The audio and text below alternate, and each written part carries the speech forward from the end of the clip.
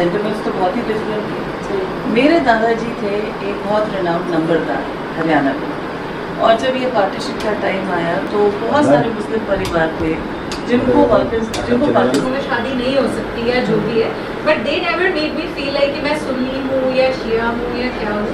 So I think what I wanted to tell was that it is all based on your perception, and I have had more than Muslim friends, I have Hindu friends, and I really feel happy, and my parents also more than Muslims, they have Hindu friends. हम Gujarat recording होने की दिक्कत तो नहीं किसी को, हम Gujarat corporate का अपना कल्चर होता है, वहाँ कोई रिलीजन या वो handling a team of around handling 50 people पुरुषोत्तम मतलब पुरुषों में सबसे उत्तम, अशरफुल मखलूकात यानी सारी क्रिएशन में सबसे, है ना। पर हम उसी धर्म के नाम पर जानवर बन जाते हैं। तो प्रॉब्लम क्या है, धर्म की समझ पर ही असल मकसद में जाने की बात है, बल्कि ये भी कह रहे हैं कि तुम धर्म के नाम पर कुछ रिचुअल्स निभाने के अतिरिक्त सिर्फ एंटरटेनमेंट में रखते।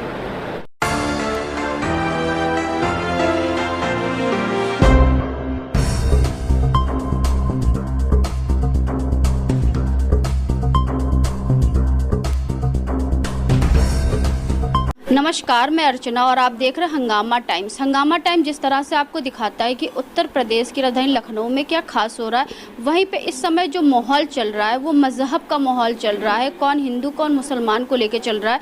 तो जैसे इस तरफ आप देख रहे हैं, रिश्ता ऐसा रखिए मज़हब बीच में ना आए, इम्प्रा यानी कि Indian Muslim of progress and reforms के द्वारा जो कार्यक्रम हुआ, यहाँ पे चर्चा हुआ मज़हब को लेकर के। हमारे साथ में सरस सर से बात करेंगे जो कि इस संस्था के प्रेसिडेंट है। सर, क्या कहना चाहेंगे आज जो मुद्दा लेकर के, मुद्दे पे जो चर्चा हुआ था और कई लोग आपके इस मुद्दे के चर्चा में सम्मिलित हुए थे, तो क्या कहना चाहेंगे?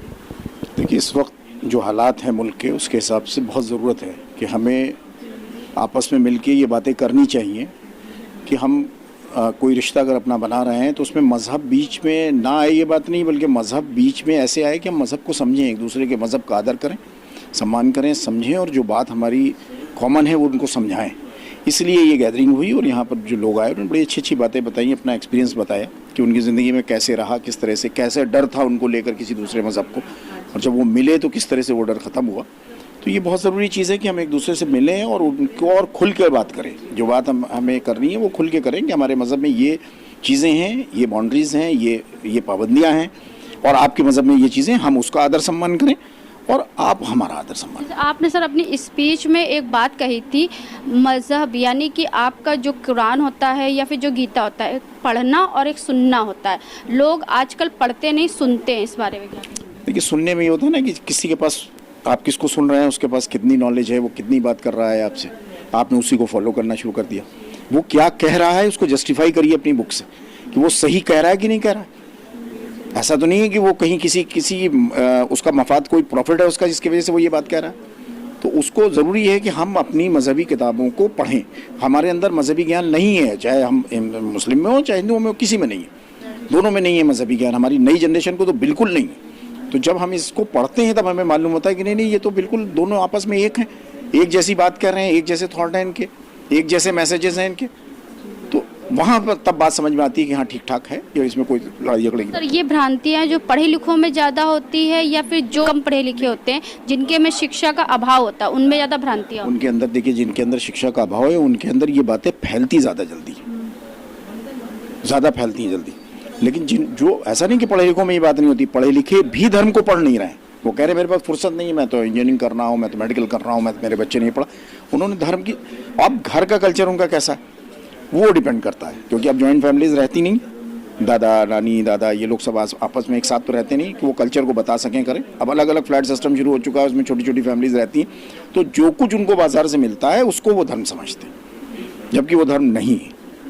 तो सर, ये आपका इम्प्रा विगत कितने सालों से इस क्षेत्र में काम कर रहा है? देखिए, ये कोविड के टाइम पे स्टार्ट किया गया था हेल्प करने के लिए लोगों, और उसके बाद फिर हम इसमें आए।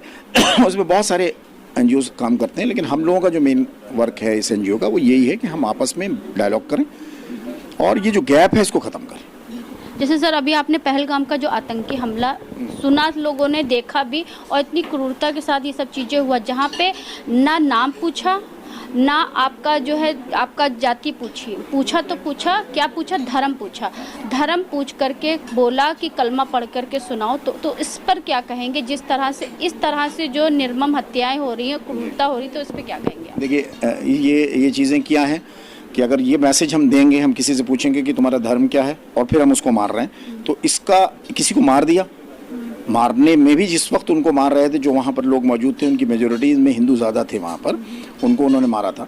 लेकिन हमें उसी के साथ साथ में ये देखना चाहिए कि एक हिंदू को बचाने के लिए एक घोड़े वाला जो है वो राइफल छीन लेता है और उसके बाद उसको भी मार दिया जाता है।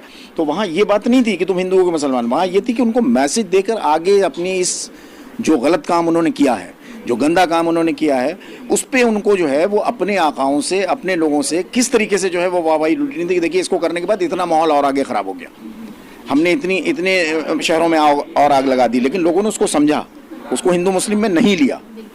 इससे पहले भी ऐसी घटनाएं हुई हैं, ट्रेन में सफ़र करते वक्त किसी ने जो है वो पूछा आपका धर्म क्या, उन्होंने बताया ये धर्म है, उन्होंने मारना शुरू कर दिया। लेकिन वो कौन था? वो पागल था जिसने मारा। धर्म पूछ के ट्रेन में मारा, वो पागल था जिसने मारा। धर्म पूछकर वहाँ पर जो मारा गया वो भी पागल नहीं थे, वो मैसेज दे रहे थे। सर, ऐसी जो चर्चाएं होती हैं तो आपको नहीं लगता है कि खुले एरिया में या फिर ऐसे ओपन एरिया में होना चाहिए जहाँ पे लोग जागरूक? देखिए अब ये चीज़ें जो होती हैं ना, कोई चीज़ भी की जाती है तो पहले एक लेवल पे होता है ना कि हम अपना पहले देखें कि इसका क्या हमारा रिजल्ट आता है। अभी जैसे ये ना डिस्कस हुआ कि ये होगा, आगे चल के हम इसको बड़े लेवल पे करेंगे, और उसमें मैंने बार बार कहा कि उन लोगों को इन्वॉल्व करेंगे जो नेगेटिव सोच रहे हैं, कहीं से उनको कोई ऐसा मैसेज मिल गया जिसकी वजह से वो नेगेटिव सोच रहे हैं, उनको बुलाकर उनको बताया जाएगा कि आपकी नेगेटिव सोच गलत है, आप ये चीज़ है असल देखिएगा चीज़। इम्प्रा में की चर्चा में जो और भी लोग सम्मिलित थे तो उनसे ही बात करेंगे। मोहम्मद फुरकान जी, जो चर्चा हुई आज, जिस तरह रिश्ते ऐसे रखिए मजहब बीच में ना, तो क्या कहना चाहेंगे इसको लेकर? मुझे लगता है कि आज का जो सूरत हाल है उसमें ये एक बहुत ही रेलिवेंट टॉपिक है, और जिस तरह का माहौल हमारे मुल्क में बन रहा है उसमें इस तरह की जो चर्चाएं और इस तरह के डिस्कशंस हैं वो बहुत ज़रूरी हैं। शुरू से ही हम सभी मज़हब के लोग इस मुल्क में ये एक मुल्क एक गुलदस्ता है, उसके फूल की तरह हम रहते हुए आए हैं। कुछ इख्तिलाफात, कुछ थोड़ी सी दूरियां हमें लगता है बढ़ रही हैं, तो उन दूरियों को कम करने के लिए इस तरह के डायलॉग्स बहुत ज़रूरी हैं। और इम्पार जो हमेशा इस चीज़ के लिए जाना जाता है कि अपनी प्रोग्रेसिव थिंकिंग के लिए, मुझे लगता है कि इस तरह के डायलॉग्स को हम और आगे बढ़ाएंगे इंशाल्लाह। इम्पार जो होता है, जो आपका जो संस्था है वो उसको जागरूक संस्था कहते हैं, तो आज की मांग, आज का समय जागरूक लोगों को आगे आके अन्य लोगों को जागरूक करना बहुत ज़रूरी है। हाँ बिल्कुल, क्योंकि देखिए जब हम आगे बढ़ेंगे तो हमारा देश भी और आगे बढ़ेगा। तो जो एक पॉजिटिव थिंकिंग है, साथ में मिलकर बढ़ेंगे तो और बढ़ेगा। वो तो हमारे देश का ये एक मेन एक जेस्ट ही वही है कि हम सब मिलके ही आगे बढ़ते हैं। तो ये जिम्मेदारी सबकी है कि खुद भी आगे बढ़ें और लोगों को भी अपने साथ में लेके चलें। तो ये बहुत ज़रूरी है। आज की चर्चा कैसी लगी? इनफैक्ट ये बहुत ही अच्छा सेशन था, और मैं तो चाहता हूँ कि इस तरह के और भी डिस्कशंस हों और हम उनमें पार्टिसिपेट करें और सीखें और लोगों को भी आगे अपने साथ जोड़ें। इस तरह से हम आपको दिखा रहे हैं इम्प्रा को लेकर के, जिस तरह से रिश्ता ऐसा रखिए कि मजहब बीच में ना आए। हमारे साथ इम्प्रा की जो है सेक्रेटरी सबिया अहमद जी है। तो सबिया जी, आज की जो चर्चा है, चर्चा को लेकर के आप क्या कहना चाहेंगी आज? IMPAR Indian Muslims for progress and reforms, जैसा ये नाम है इस ग्रुप का, तो basically we are group of Muslim people जो रिप्रेजेंट कर रहे हैं इस कम्युनिटी को, और इन अ पॉजिटिव वे कि जितने हम लोग एक प्रोग्रेसिव मुस्लिम्स का ग्रुप है इम्पार नाम से। उसी के तहत आज ये मीटिंग हुई थी जिसमें हमारे प्रेसिडेंट, सेक्रेटरी, मैं सेक्रेटरी हूँ उसकी, और वाइस प्रेसिडेंट और एग्जीक्यूटिव मेंबर्स आए थे। फ़र्क ये था कि इसमें सारे मेंबर्स अपने साथ अपना नॉन मुस्लिम बेस्ट फ्रेंड लेके आए थे, तो ये दिखाने के लिए कि मतलब हम लोग कितने, और सबकी फ्रेंडशिप तकरीबन 10 साल 20 साल पुरानी है। यानी कि जो मुस्लिम था वो हिंदू फ्रेंड के साथ आया था, जो हिंदू था वो मुस्लिम फ्रेंड। हाँ, नहीं, इसके सारे मेंबर्स मुस्लिम ही हैं इस ग्रुप के, तो वो सब आए थे अपने नॉन मुस्लिम फ्रेंड्स के साथ। तो ये एक तरह का मैसेज था, सबने नॉन मुस्लिम फ्रेंड्स ने अपने बताया कि कैसे क्या बॉन्ड है उन लोगों का, कितना स्ट्रॉन्ग है, लाइफ के अप्स एंड डाउन्स में सबने कैसा साथ दिया है। जो हमारे जो चीफ गेस्ट और ऑनरेबल गेस्ट लोग थे उन्होंने बहुत अच्छे मैसेज दिए कि ज़रूरी ये भी ज़रूरी है कि हम मुस्लिम्स भी इंट्रोस्पेक्ट करें, ये समझें कि हमारे एक्सपेक्टेशन अगर इतने हाई हैं, how much we are giving back to the society, ये भी हम देखें, इस चीज़ पर नज़र डालें। ये एक बहुत प्यारा मैसेज तारिक सिद्दीकी साहब ने दिया और सऊद साहब ने भी दिया कि जो बॉटम लाइन है, यानी कि जो एजुकेशन लेवल है, वहीं से बच्चों के अंदर प्रोग्रेसिव माइंडसेट बनाना चाहिए ताकि वो कल को एक्सेप्टेंस रखें, क्योंकि ये चीज़ें ये फैक्ट है, हम लोग को मानने पड़ेंगे।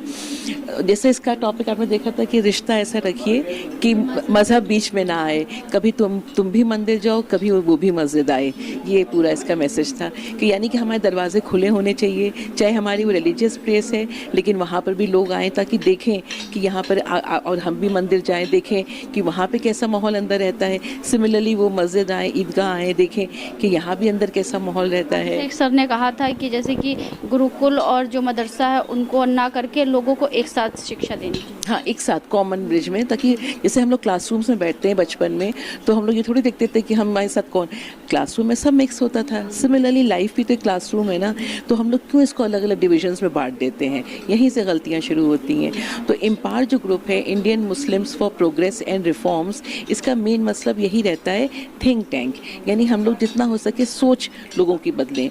तो आज जब हम सब इकट्ठा होते हैं, कई मिसकंसेप्शंस थे वो हमारे भी दूसरे के लिए क्लियर हुए। इस तरह की ना थॉट प्रोसेस होना भी बहुत ज़रूरी है सोसाइटी में, स्पेशली आज के दौर में। तो जब हम इन्फ्लुएंस होंगे तो हम दूसरों को भी इन्फ्लुएंस कर पाएंगे।